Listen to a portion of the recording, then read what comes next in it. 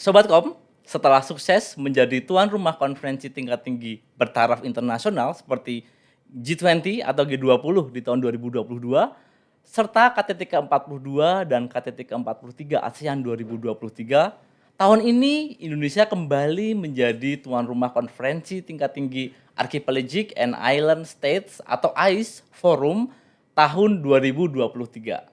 Apakah sudah ada yang tahu konferensi tingkat tinggi Archipelagic and Island States Forum itu apa? Saya sedikit spill ke Sobat Kom nih. Nah, ternyata salah satu fokus AIS Forum ini yaitu sampah plastik laut. Di mana menurut data Kementerian LHK sepanjang tahun 2022 ada 69 juta ton sampah yang dihasilkan masyarakat Indonesia, di mana 18,2% atau 12,5 juta ton adalah sampah plastik. Bagaimana cara mengatasinya dan apa kontribusi yang bisa kita lakukan? Kita akan diskusikan bersama dalam Tok Tok Kominfo Podcast episode ke-88, Menjaga Laut melalui Forum AIS. Seperti yang sudah diinfokan sebelumnya, bahwa hari ini kita sudah kedatangan narasumber yang akan ngobrol bareng. Ada Bapak Usman Kansong, Direktur Jenderal Informasi dan Komunikasi Publik Kementerian Kominfo. Selamat sore Pak Usman. Selamat sore. Selamat sore. Selamat datang di podcast Tok Tok Kominfo Pak Usman. Kemudian yang kedua adalah Mbak Lionda Huwait, CEO dan founder dari Waterhub. Selamat sore Mbak Lionda. Selamat sore juga Mas. Selamat sore, mungkin lebih cocok dipanggil Kak ya, karena masih muda sekali nih Pak Dirjen kebetulan Mbak Lionda. Selamat sore Kak Lionda. Kita akan langsung ke pertanyaan pertama berkaitan dengan penyelenggaraan forum AIS di tahun 2023 ini Pak Dirjen. Sebenarnya apa sih Pak KTT AIS itu, dan sebenarnya tujuannya penyelenggaraan KTT AIS 2023 ini seperti apa Pak Dirjen? Ya, jadi KTT AIS itu inisiatif Indonesia. Kita mengumpulkan, kira-kira begitu ya, mengorganisasikan 51 negara kepulauan ataupun negara pulau kecil di seluruh dunia. Ya, jadi ada negara kepulauan besar ya, Indonesia lah begitu ya, ada Inggris, kemudian ada Singapura, tapi juga ada negara-negara kecil, negara-negara di Pasifik, biasanya itu ada Vanuatu, ada negara-negara yang namanya mungkin baru kita dengar nanti begitu KTT AIS Forum di Bali tanggal 11 Oktober. Nah, KTT AIS ini ingin menunjukkan concern ataupun kepedulian negara-negara kepulauan dan negara pulau kecil itu terhadap masa depan dunia, masa depan kita, masa depan laut, masa depan samudra begitu. Nah, karena itu temanya adalah fostering collaboration, enabling innovation for our ocean and our future. Ya, jadi kita ingin berkolaborasi, kita juga ingin mengembangkan inovasi demi laut, demi masa depan kita. Kira-kira seperti itu. Ada 3 tema nanti yang dibahas turunannya. Yang pertama adalah our ocean, our future. Jadi samudra masa depan kita, laut masa depan kita. Kemudian solidarity atau solidaritas. Dan yang lain lagi, yang ketiga adalah blue economy. Ya, jadi ekonomi biru, intinya adalah AIS ini adalah sebuah forum bagaimana negara-negara tadi, ada 51 negara itu ingin ya menuntun masa depan dunia ke era yang lebih baik ya, karena kita sekarang menghadapi berbagai persoalan lingkungan. Tadi Anda sebutkan sampah laut, sampah plastik, kemudian global warming dan lain-lain. Nah, mudah-mudahan dengan forum ini kita bisa menggalang solidaritas bukan hanya negara-negara AIS ya, tetapi juga negara-negara lain. Oke, baik Pak Dirjen. Mungkin saya ingin sedikit meloncat ke Kak Lionda ini dari Waterhub. Jadi salah satu fokus utama KTT AIS yaitu adalah pengelolaan sampah plastik laut, dan Kalau kita melihat dari portfolionya Water Hub itu sangat concern ya Kak Lionda dengan apa yang berkaitan dengan pengelolaan sampah laut dan juga pengelolaan air untuk air bersih ya Kak Betul. Lionda. Iya. Dari Water Hub sendiri melihat kondisi saat ini sampah laut di Indonesia itu seperti apa sih Kak Lionda? Ya, sebenarnya kita sebagai negara kepulauan sebenarnya sangat terdampak ya oleh sampah plastik yang ada di laut karena pasti akan terdampak ke pesisir pantai. Nah, untuk air sendiri itu adalah kebutuhan fundamental bagi manusia kan. Salah satunya juga air minum, di mana pasti tiap hari kita akan konsumsi air minum. Salah satu concern dari Water Hub adalah gimana caranya kita bisa distribusikan air minum kepada masyarakat, tapi dengan sustainable gitu, karena kita pengen melihat untuk keberlangsungan hidup manusia juga dan ekosistem laut juga ke depannya gitu kan Mas. Jadi dengan adanya Water Hub kita berharap kita bisa membuat suatu change dan dampak yang lebih bagus sehingga masyarakat bisa mendapatkan air minum secara lebih murah juga, tapi di sisi lain juga bisa berpartisipasi untuk memberikan dunia yang lebih baik, which is mengurangi sampah plastik seperti itu Mas Iqbal. Baik, terima kasih Mbak Leonda. Kembali ke Pak Dirjen, berkaitan dengan kesiapan penyelenggaraan KTT AIS di tahun 2023 ini nanti Pak Dirjen. Saat ini kesiapan pelaksanaan KTTS sudah sampai sejauh mana ya Pak Dirjen? Iya, jadi kalau persiapan substansi ya ini ya sudah hampir rampung. Substansi artinya apa yang akan dibahas di KTT nanti. Jadi KTT itu spesifiknya tadi 1 hari ya, 11 Oktober, tetapi sehari sebelumnya tanggal 10 Oktober itu ada pertemuan tingkat menteri. Ya selain itu ada eksebisi juga tanggal 9 ya 8 9 itu ada eksebisi. Nah, sebelum-sebelumnya sudah ada event-event yang kita selenggarakan bekerja sama dengan UNDP ya, dengan UNDP antara lain tadi yang Mbak Leon sampaikan itu menggalang anak-anak muda ya untuk ikut serta, terutama mereka yang baru saja mengembangkan startup. Ya jadi ada kemarin di salah satu hotel di Jakarta itu diperlihatkan kepada kita anak muda yang membuat startup, jadi dia membuat semacam ya sabun yang kemasan begitu ya, kemasan yang bisa diisi ulang. Tujuannya adalah supaya mengurangi sampah plastik. Gitu ya. Kalau kita sekarang kan beli sabun itu bungkusnya itu kan kita gunting, kita isi apa, tapi ininya jadi sampah nih gitu ya. Nah, tapi anak muda ini bisa bikin sesuatu yang kita bisa mengurangi sampah itu. Jadi mungkin dia memproduksi sabun bersama tempatnya yang bisa digunakan berulang-ulang begitu ya. Jadi bisa beli lagi sama dia, pesan begitu kan. Jadi diisi ulang terus begitu. Tidak kalau kita beli di swalayan itu kan ada plastiknya pasti jadi sampah itu begitu. Nah, persiapan substansi sudah ya saya kira sudah 80-an% ya. Kalau persiapan infrastruktur ya hari ini mulai kita siapkan untuk venue ya, venue KTT, kemudian juga media center. Media center itu hari ini mulai kita loading ya, loading perlengkapannya, peralatannya. Untuk TV broadcaster juga kita sudah siapkan hari ini. Jadi 100% persiapannya itu kita capai pada tanggal 8 Oktober. Ya jadi H-3 lah, kira-kira seperti itu sudah 100% infrastruktur, jaringan telekomunikasi, ya karena kita mengundang seratusan lebih media ya, mungkin 200 atau 300 wartawan yang akan kita undang untuk meliput ya. Bandara sudah dipersiapkan, ya mungkin dalam waktu dekat juga akan ada survei ke sana untuk melihat persiapannya sudah sejauh mana. Jadi semua on the track lah begitu. Baik, siap Pak Dirjen.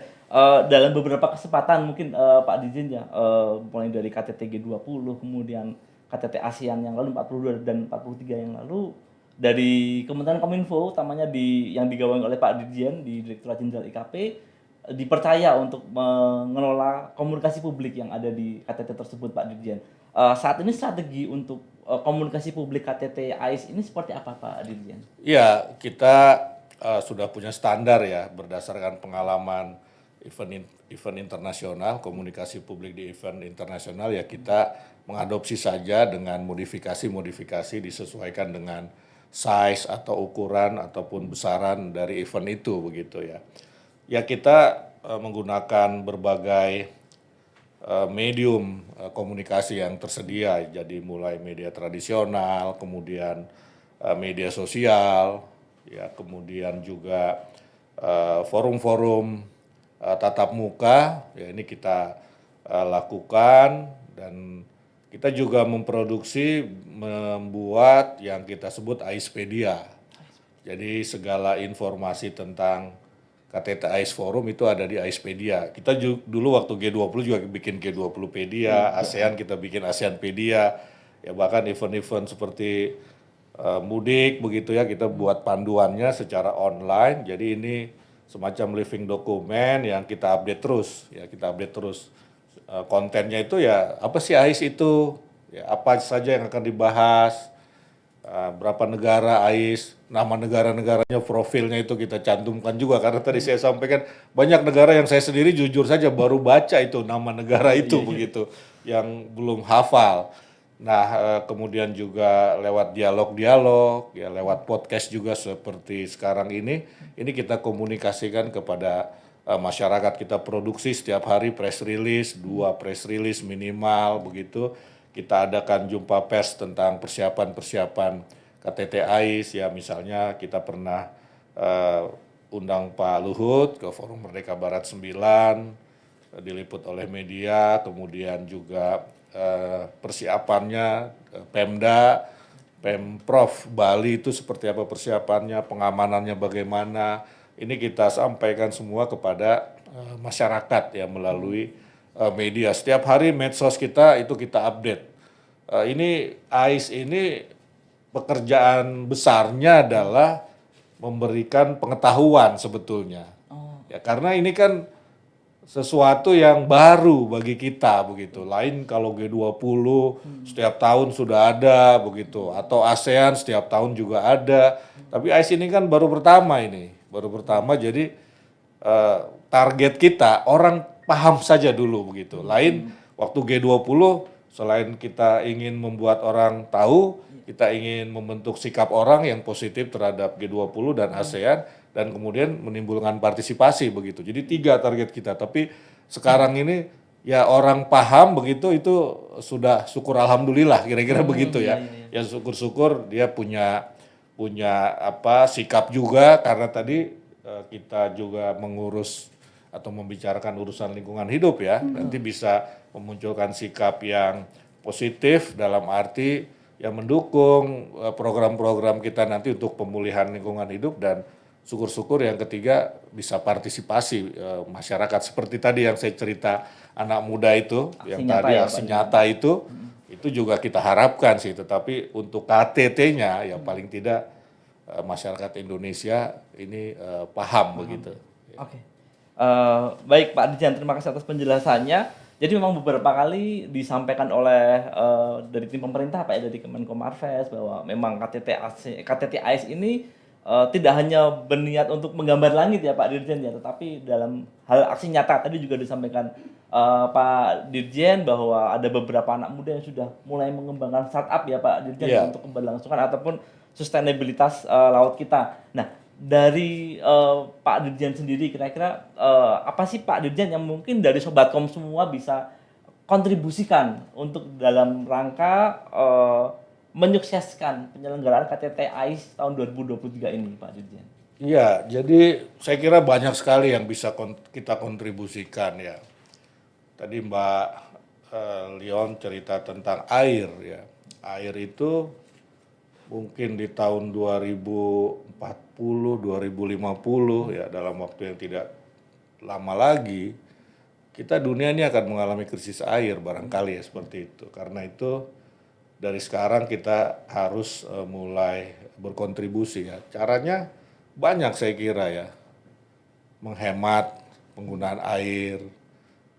Ya dulu mungkin kita, mohon maaf ya, kalau sekarang masih mandi pakai gayung begitu, itu boros air dibandingkan dengan pakai shower. Atau mandi di sungai ya Pak Dirjen? Atau mandi di sungai ya, mandi di sungai ya itu saya kira juga tradisi yang ya di satu sisi mungkin bagus sebagai sebuah kearifan lokal, tetapi yang penting kita jaga lingkungan ya. Kemudian juga ya gunakanlah tumbler misalnya, jangan gunakan air dalam kemasan. Ya ini concern seperti ini harus kita lakukan. Saya di ruangan saya sekarang, saya bilang sama teman-teman, jangan lagi ada air mineral. Dalam kemasan ya Pak? Dalam kemasan, air mineral dalam kemasan. Jadi sebelumnya itu di meja itu bertumpuk itu, air kemasan mineral itu. Sekarang enggak, jadi kalau ada tamu ya pakai gelas aja dikasih air mineral itu. Itu contohnya ya. Saya kemarin ke Pontianak menginap di salah satu hotel, dia tidak menyediakan air mineral dalam kemasan. Tapi dia pojok di luar kamar itu di lorong dia siapkan galon-galon air mineral. Dispenser ya Pak? Dispenser dan di kamar disiapkan semacam teko ya. Saya kira ini inisiatif-inisiatif yang sangat berguna untuk menghemat air ya di sisi lain. Nah gini, kita ini beli air mineral dalam kemasan yang 660 ml tidak habis kadang-kadang di acara, ya kan? Tinggal separuh atau baru diminum satu teguk kita tinggalkan itu. Ya kalau saya mungkin tanya sama staf saya, kalau di acara-acara ini saya bawa itu atau saya habiskan. Nah kalau di Amerika ini ada yang sebetulnya kita juga punya yang botol tapi kecil, yang mungkin 2-3 kali teguk habis dia begitu kan. Disiapkan itu jadi ukuran-ukuran. Kita juga ada yang 330 begitu. Itu pun masih banyak di acara-acara saya lihat di hotel-hotel itu ditinggalkan begitu. Sementara di Afrika sana kekurangan air, kita buang-buang air begitu. Ya kemudian sudah gitu kalau kita buang air, kita buang di selokan. Ya kalau ada air yang memang mau kita buang, kita tidak buang dia ke tanah begitu kan. Ya sehingga ya dia mengalir ke laut yang ketemu sampah nanti dia di sana gitu. Tapi dia kalau dibuang ke tanah, disiram ke pohon, dia akan masuk ke dalam bumi menjadi cadangan air tanah ya. Kemudian juga kesadaran untuk membuat sumur resapan misalnya ya. Kalau saya di rumah saya nih, saya punya sumur resapan, saya punya biopori 5. Nah ini, dan saya tidak menggunakan air tanah. Jadi saya hanya menggunakan air pump. Ya di satu perumahan di tempat saya sedang ini dilarang air tanah. Nah hal-hal seperti itu perlu kita lakukan. Sobat-sobat muda ini kalau ke pantai, piknik ya ke Pantai Kute misalnya, itu kan dulu banyak sekali sampah itu. Ya iseng-iseng sambil jalan kaki, pungutilah sampah-sampah itu ya. Ya saya pernah melakukan itu tapi di gunung bukan di pantai. Saya jalan dari pintu gerbang di Bandung, Maribaya namanya ya. Saya sama anak saya, bawa plastik kita. Jadi sepanjang jalan itu ketemu botol, saya masukin, ketemu apa, saya masukin itu. Nanti di atas itu kan ada tempat sampah, kita buang di situ. Banyak hal kecil yang bisa kita lakukan untuk lingkungan kita gitu, untuk air. Nah nanti air ini terkait air di tahun depan ya, bulan 5, bulan Mei itu ada World Water Forum. World Water Forum ya. Ini jadi temanya nanti Water for Prosperity. Water for Shared Prosperity. Jadi ya, jadi air untuk kesejahteraan bersama, kira-kira begitu. Ya, oke. Terima kasih Pak Dirjen. Tadi menyambung dari apa yang disampaikan oleh Pak Dirjen mengenai dispenser, mungkin yang program yang sangat kental dengan Water Hub ya, penyediaan dispenser di sekolah-sekolah. Oh iya, harus begitu. Dan itu menghemat bagus. botol plastik ya Mbak. Iya. Sampai nanti. Iya, makanya Bahkan nggak pakai botol plastik sekali pakai Pak. Bahkan iya benar ada.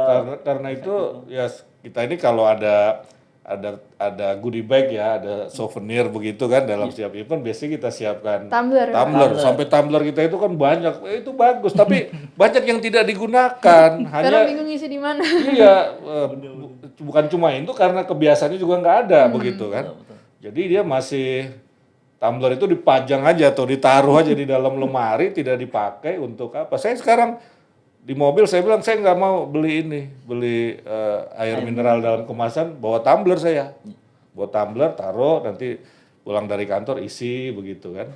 Gitu aja, itu salah satu simple tapi saya kira kalau ini jadi sebuah gerakan ya oleh teman-teman di sini, wah dahsyat sekali dampaknya saya kira. Iya, dan sekalian berhemat juga nggak sih Pak? Kan setiap Iya hari betul belanja berhemat, air mineral. betul berhemat kan pasti harganya beda ya, karena kita juga beli botolnya jadinya kan begitu kan, beli botolnya yang besok mungkin nanti kita buang, Iya. gitu kan. Kira-kira begitu ya. Ke warung kopi bagus juga kalau daripada pakai kemasannya ya kan ada insentif juga ya, ada potongan 2.000, 3.000 kalau beli Lumayan kopi ngirit ya, itu, Pak. iya atau ya pakai ini aja. Pakai cangkirnya, biar dicuci lagi nanti kalau kita mau stay di situ kan. Dalam beberapa kesempatan juga mungkin Pak Dirjen juga menyampaikan bahwa Indonesia itu ternyata kita menyumbang sampah plastik di laut ya Pak Dirjen. Iya, Ya, betul. kedua terbesar di dunia. Kedua terbesar di dunia. Padahal sebenarnya konsumsi kita tuh jauh lebih kecil loh Pak dibanding Korea Selatan yang mencapai 141 kg per tahun per orang Pak. Iya. Jadi kita memang diajarkan kan untuk banyak mengkonsumsi air putih ya. Minimal 2 liter. Ya, tapi itu kan berbanding terbalik artinya. Sampah yang kita produksi, plastik itu lebih besar daripada sebetulnya yang kita konsumsi. Itu tandanya apa? Banyak yang terbuang. Indonesia ini termasuk negara yang pemborosan makanannya itu, makanan dan minuman itu sangat besar. Itu setara dengan berapa triliun PDB kita. Luar biasa loh. Luar biasa pemborosannya begitu. Ya, jadi banyak makanan, minuman terbuang. Sementara di negara lain membutuhkan itu begitu kan. Ini kan nggak baik menurut saya gitu. Kita tidak berlaku adil kepada dunia ini begitu kan.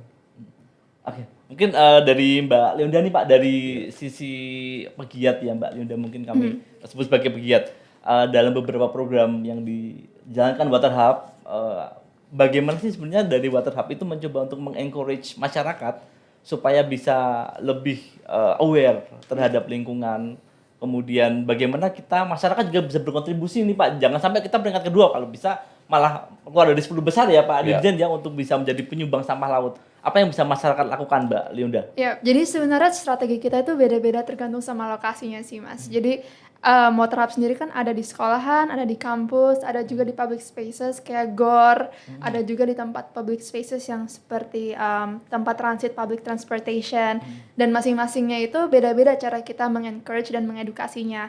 Contoh kalau di tempat-tempat kayak sekolah sama kampus, mereka lebih aware terhadap lingkungan dan bahkan di-encourage oleh yayasan sekolahnya mereka sendiri. Jadi di situ kita udah disupport oleh sekolahan bisa bantu sosialisasi dan bahkan siswanya tuh justru pengen bisa melakukan sesuatu impact yang baik kepada lingkungan kan. Tapi untuk masyarakat lain, mungkin approach kita adalah, hey kalian kalau misalnya ngisi air minum menggunakan water hub bisa lebih berhemat loh. Karena di sini banyak sekali masyarakat Indonesia yang sangat price sensitif, dan ketika ada unsur-unsur berhemat, mereka ingin loh bisa untuk berpartisipasi secara tidak langsung. Mereka pun juga mengurangi sampah plastik. Jadi kayak gitu sih Mas, cara kita edukasi masyarakatnya. Mulai dari situ. Dari situ ya, Iya. dari edukasi kepada masyarakat pada tataran sekolah tadi ya Mbak Leonda ya. Nah, sebenarnya kalau misalkan dari Mbak Leonda sendiri melihat pelaksanaan KTT AIS ini di 2023, apa sih sebenarnya harapan dengan penyelenggaraan KTT AIS ini Mbak, dari pegiat seperti Mbak Leonda ini? Yang pasti kolaborasi sih, Mas. Jadi kemarin pun juga kita sempat hadir di acara-acara AIS yang lain ya, yang nanti mungkin ada lagi di Bali tanggal 11. Di situ kita bertemu dengan beberapa startup, dengan beberapa stakeholder yang mungkin bisa untuk berkolaborasi, dan kita jadi bisa lebih cepat mengedukasi ke masyarakatnya dibanding kalau kita sendiri yang effort. Jadi I think kolaborasi adalah salah satu utama yang kita Ya. harapkan dari AIS. Ini menarik ya, ini menarik. Sekarang ini kan green financing ya, ini kan banyak ya banyak. Jadi kemarin yang tadi saya cerita anak muda itu banyak loh dapat funding. Dapat funding itu kan kolaborasi juga ya. Jadi inisiatif-inisiatif anak muda ini dibiayai oleh banyak lembaga yang concern dengan urusan air, dengan urusan lingkungan hidup begitu. Karena ya tadi green financing itu sudah mulai di mana-mana, green finance ya sudah mulai di mana-mana. Jadi pembiayaan untuk inisiatif-inisiatif lingkungan hidup itu saya kira gampang sekarang untuk mendapatkan tadi kolaborasi itu. Mungkin nyambung kepada green financing. Salah satunya yang nyambung ke air juga, kemasan air sekarang AMDK itu kan terbuat dari minyak. Dimana makin lama minyak pasti makin scarce dan harga untuk membuat botol plastik itu pun akan semakin tinggi. Jadi secara ekonomi kepada perusahaan pun sebenarnya dengan approach green eco-friendly ini justru akan lebih berhemat in the long run-nya juga, Mas. Secara bisnisnya ya. Oke. Business point of view-nya. Jadi sebenarnya berkorelasi ya Pak Dirjen ya tadi antara fokus dari AIS ini untuk dengan green finance, dengan sustainabilitas laut ya Pak Dirjen masih bisa dipadu-padankan. Artinya pendekatannya nanti seperti itu. Harapannya sih nanti semakin banyak pegiat-pegiat Pak Dirjen dengan hadirnya KTT AIS Forum ini untuk bisa membantu kita membuat lestari laut kita ya Pak Dirjen ya. Baik, terima kasih Pak Dirjen, Pak Usman Kansong dan Mbak Lionda sudah hadir pada podcast kali ini. Mungkin untuk terakhir kami mintakan statement mungkin dari Mbak Lionda dulu ya. Mbak Lionda silakan untuk closing statement untuk menutup podcast kita di sore mungkin pertama-tama aku ingin mengucapkan terima kasih kepada Bapak dan Mas juga untuk hari ini dan supportnya dari AIS kepada Water Hub karena saat ini pun kita sangat sangat mendapatkan dampak yang sangat positif dari AIS, dari kolaborasinya tadi dan juga harapannya ke depannya kita bisa lebih banyak lagi collaborate dengan masyarakat juga untuk memberikan lingkungan yang lebih baik di Indonesia. Seperti itu, Mas. Baik, terima kasih luar biasa Mbak Lionda. Last but not least, Pak Dirjen, Pak Usman Kansong silakan. Iya, kepedulian kita untuk memulihkan lingkungan hidup kita ya mulai dari diri kita sendiri. Dari diri kita sendiri, lalu kemudian lama-lama makin besar, kita punya ataupun kita mulai bangun inisiatif seperti yang dilakukan oleh Mbak Lion ini, dan kemudian kita bisa memulai sebuah gerakan ya, untuk peduli kepada lingkungan hidup di bidang masing-masing. Ada yang air, ada yang apa begitu kan.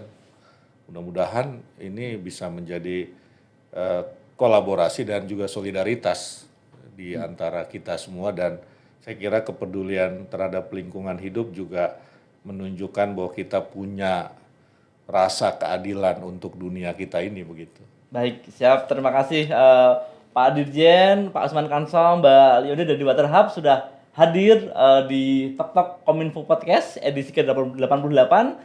Semoga programnya lancar Pak Dirjen, kemudian dari Mbak Lionda juga semoga lancar untuk project Water Hub-nya. Terima kasih.